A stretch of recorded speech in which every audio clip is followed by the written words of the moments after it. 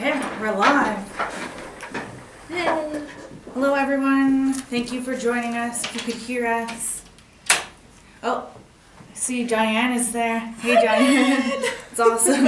Sorry, the sun is very bright on me, so just have to bear with me. Welcome to CASASC Coffee Chat. This is our second one. So we're hoping to keep this going on a semi-weekly basis.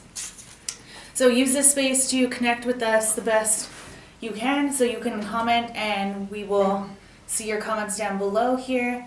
You could send us messages and stuff throughout the week or the night before on our social media channels. So if you have questions for Bailey right now, you could just comment down below here in the feed and then we will try our best to answer them. So, which brings me to, I'm Sarah and this is Bailey Martineau. Hey guys. So do you want to tell everyone what your role is with CASASC? So my role here at the company is I'm one of the 3 educators that we have, and I teach the program from grade 5 to grade 8, and I also help out with the kindergarten to grade 4 program as well. So I go into schools, mostly the junior high, and I teach our sexual abuse prevention program called No Secrets. Where I talk about safe and unsafe touches, safe and unsafe secrets. We talk about boundaries, consent, and we talk about body parts, even our private parts. So I do talk about penises and vaginas, and I talk about them all the time. And it's talking that with grade 8s who are teenagers is it's Okay. interesting. So for some of our viewers, could you explain why you talk about the specific body parts instead of saying like hoo-ha or something? Why do we want to use vagina and penis? We use them because if something does happen to them, if someone touches their private parts, is what we call them, in our bathing suit area, they can go and tell someone. Mm-hmm. So for example, Sarah, so if I came up to you and I was outside and someone grabbed my arm and then they started touching my bathing suit area and they didn't stop, and I came to you and I was like, Sarah, someone touched my flower. Mm-hmm. Do you know what that means? No. So you would have to guess? Right. So she would have to guess, and that would take time out of the day to guess what happened to me. So instead, I'd be like, Sarah's outside, someone grabbed me and started touching my vagina. It hurt, it was uncomfortable, I don't know what to do. Do you know what I'm talking about? Yeah, exactly. Can you get me proper help that I need? Yes. Absolutely. So that's what I talk about the kids, that they really have to start being comfortable and learning about their private parts. Yes, it's scary, it's uncomfortable, I understand.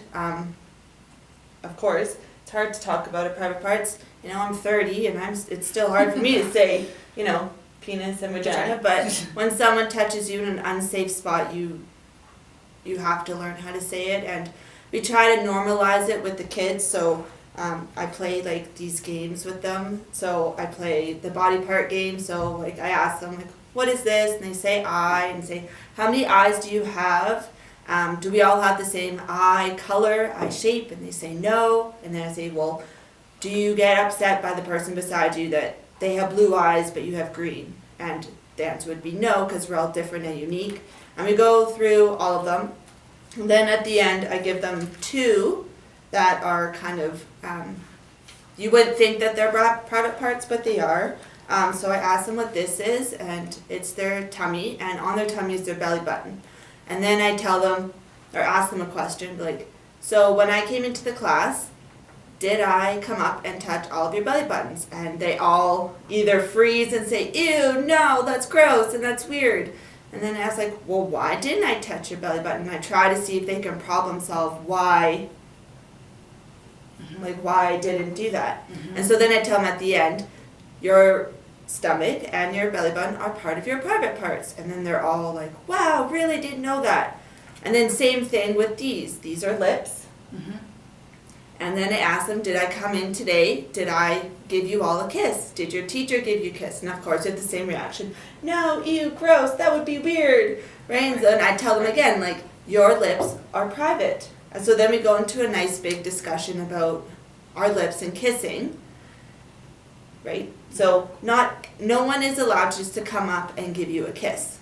Right. And then then everyone says to me, like, well, how about mom and dad? And I'm like, well, that is a great thing. Yes, mom and dad or people in your family are allowed to kiss you, but most of my kids that I teach are, in grade 5 to grade 8. Okay. So they're older. So if I use the example of happens if grandma comes over and she just comes up and gives you a kiss. Okay.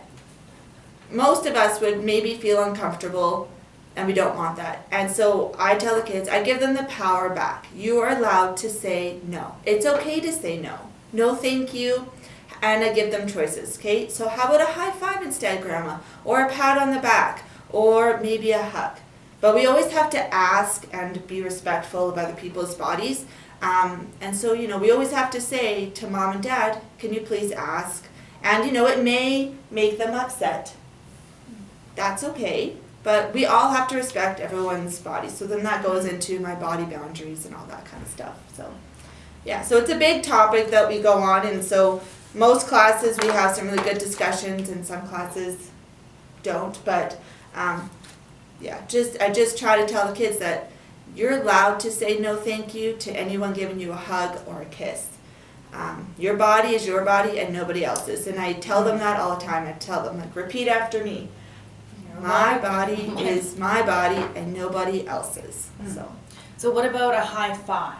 High five is a safe touch. Okay. So it's part of my touches. So then we go through what a safe touch is and what an unsafe touch is. So I'll give you 3 safe touches. So a high five, a hug, and a pat on the back. Those are all safe touches. Yes, you still have to ask. An unsafe touch would be slapping, kicking, and a push, right? So things that are not safe, and we've all experienced what an unsafe touch is. And then we go into what a private touch is. I call them, private touches.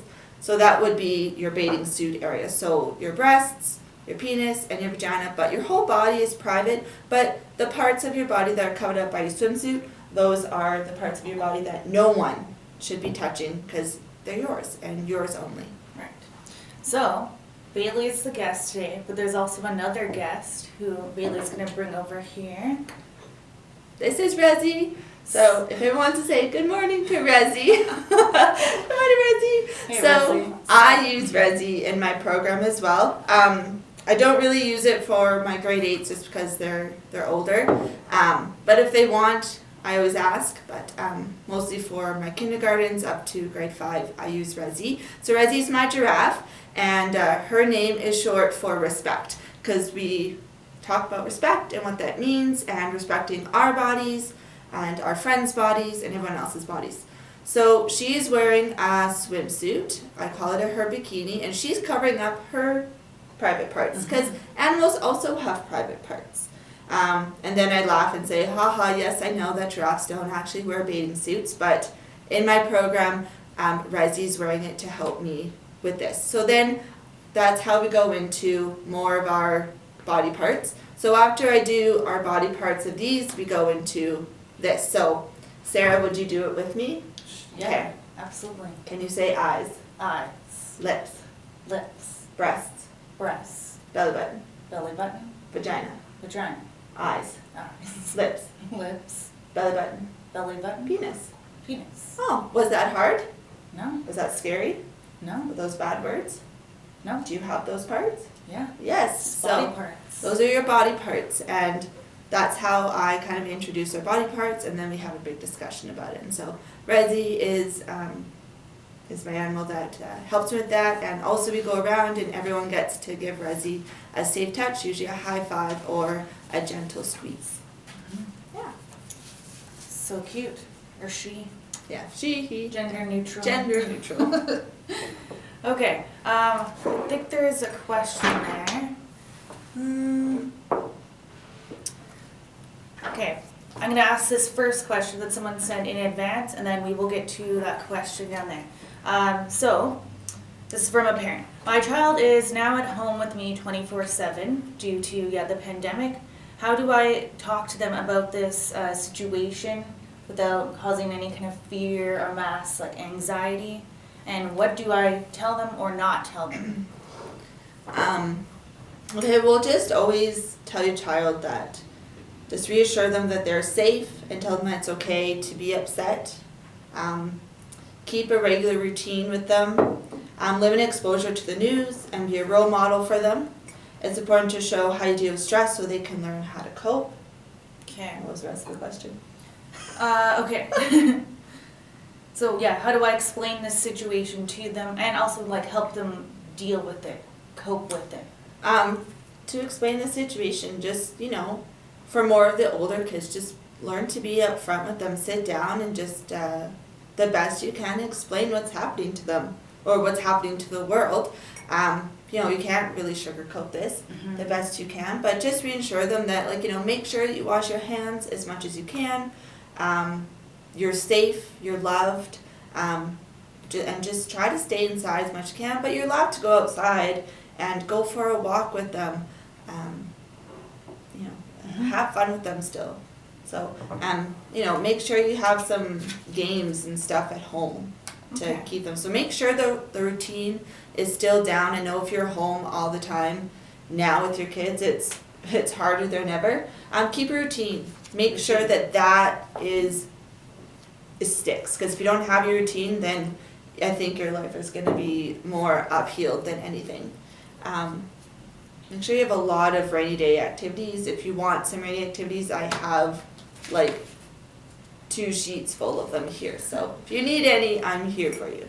Which, that is our kind of plan, is to develop a few more resources, and we're working on that right now. So for parents and caregivers, little ones, we can work together and find activities to do and to help each other.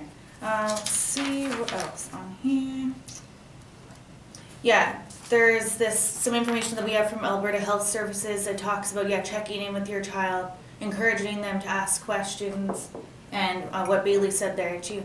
You can correct misinformation and avoid telling them not to worry. The goal is to help them realistically view everything, and it's then a good evaluate. learning Yes, opportunity. Exactly. It's a great learning opportunity for you parents to sit down and discuss what's happening.